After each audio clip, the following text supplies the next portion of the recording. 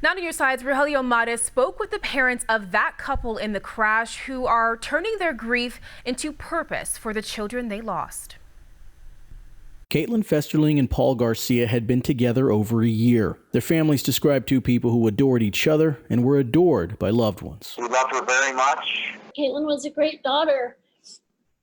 Amazing daughter. Caitlin was a big sister. She was just very thoughtful and the best big sister that our kids could ever have. Paul was his father's pride. He provided a statement for this story saying Paul was perfect. He was the greatest child, always trying to make people happy throughout his lifetime, always.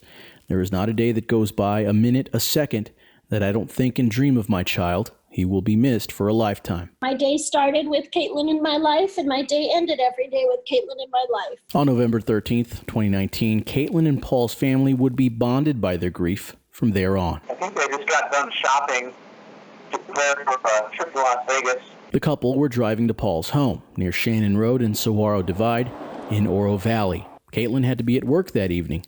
Her mother, Julie, got a call from Caitlin's job. They said, Julie, Caitlin did not show up for her shift, and she's never done this before. She says word eventually got around. Paul had been in a crash. He didn't survive. Knowing how much time they spent together, Caitlin's mother says she went searching for the crash, arriving at a scene with multiple cars involved. She found an officer and identified herself as Caitlin's mother. I said, is she okay? And one of them shook his head, and I asked, is she dead? And that's when another officer said, yes, ma'am, your daughter did not survive.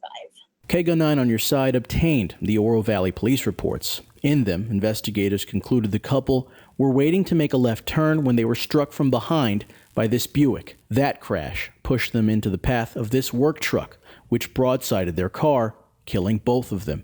Caitlin was 21, Paul 22 years old. Investigators reported the accident at 3:41 that afternoon.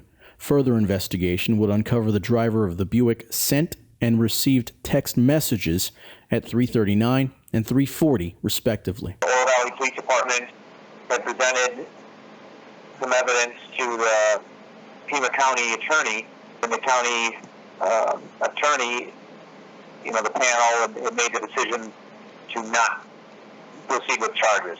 To date, the person who struck Caitlin and Paul has not been charged.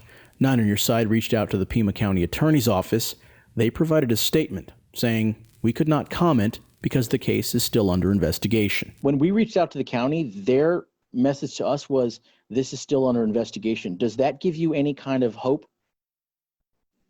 If it truly is under investigation, that is really amazing. I'm so happy to hear that. Before this story, both families say they were distraught that no charges had been filed in the deadly crash. Paul's mother and I have partnered up, and we are seeking justice for Caitlin and for Paul. The families have started a Change.org petition to bring charges against the person who struck them.